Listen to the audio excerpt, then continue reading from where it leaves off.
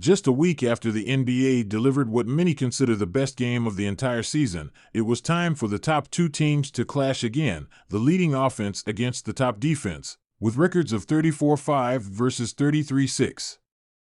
However, instead of a classic showdown, we witnessed an absolute rout, which is fascinating since one could argue that the already short-handed Thunder entered this matchup with an even thinner roster.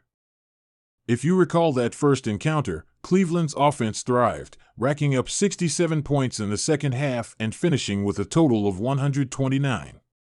We'll delve into the details of their success shortly, but for now, let's highlight their most significant advantage: size. Jarrett Allen arguably delivered his best performance of the season, posting a stat line of 25 points, 11 rebounds, and 6 assists, with 7 of those rebounds being offensive. During critical moments, they completely controlled the boards as a team, especially in the fourth quarter, where they had one possession lasting nearly a minute that included 6 scoring chances. Alongside Allen, Mobley also capitalized on mismatches on the boards and made excellent decisions as a playmaker, achieving an impressive stat line of 21 points, 10 rebounds, and 7 assists. Without Chet, it was clear that OKC lacked the size necessary to compete against two elite big men, and in this rematch, they were also missing Isaiah Hartenstein, making their frontcourt deficiencies obvious. At the very start of this game, it appeared they would continue right where they left off. Their offense began with a lob from Moy to Allen that led to a foul, then on that same possession, present dual threats as shooters and drivers, prompting the Thunder to have Hartenstein jump out to the ball in an effort to hedge against screens. However, as previously stated, without the necessary size behind the play, this results in automatic mismatches. What renders this almost impossible to defend is the passing between the bigs.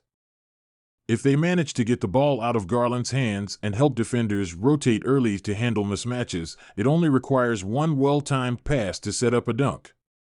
OKC experimented with various strategies, from switching matchups to altering coverages. The first priority they needed to focus on was stopping dribble penetration. If the defense remains intact, it's simpler to maintain coverage on the bigs. The second area rather than the roller, allowing them to mimic the advantages of a hedge. They also plan to send their low defender over early to help with the roller, effectively allowing the Cavs to take corner threes at will. It's crucial to remember that when a shot is taken, they still need to contest for the rebound. Multiple players have to box out Allen, while a wing goes in for the board. Whenever OKC's big was not part of the play, they switched every matchup since they had several wings capable of defending various positions well. With Dub guarding Mobley, he would step out to challenge the ball handler in screen scenarios while another wing covered Moy. They attempted penetration. On the rare occasions when one of OKC's wings is outmaneuvered off the dribble, they perform a peel switch, with KAS taking on the ball while JB guards the corner, preventing attackers from penetrating deeply into the paint. This was particular, and when combined with timely peel switching, they consistently had a player ready to step in front of the ball to defend the paint.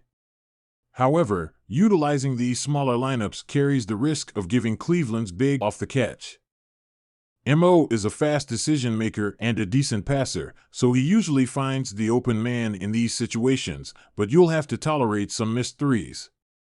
Cleveland shooters were struggling, making only 6 of 20 attempts, or 30% of creating a turnover. This led the Cavs to attempt a smaller lineup to match up, but, like every other team discovers, that sadly isn't the solution.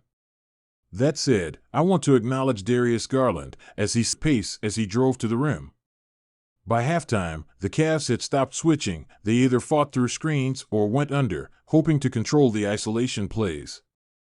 The same applied to Ja Morant. When he wasn't picked up on a switch, he used that space to get into the paint for a pull-up jumper. This confusion caused the Cavs to come unglued, not knowing whether to switch, leading to a jaded their lead. In this game, they attempted to revert to that strategy several times, but the Thunder seemed well prepared. They particularly excelled against the zone during the second breakdown. Make sure to drop a like, subscribe, and turn my post notifications on to be first on more content. Don't hesitate to share your thoughts on this game in the comments. As always, I hope you all enjoy your day, and I'll see you all in the next one.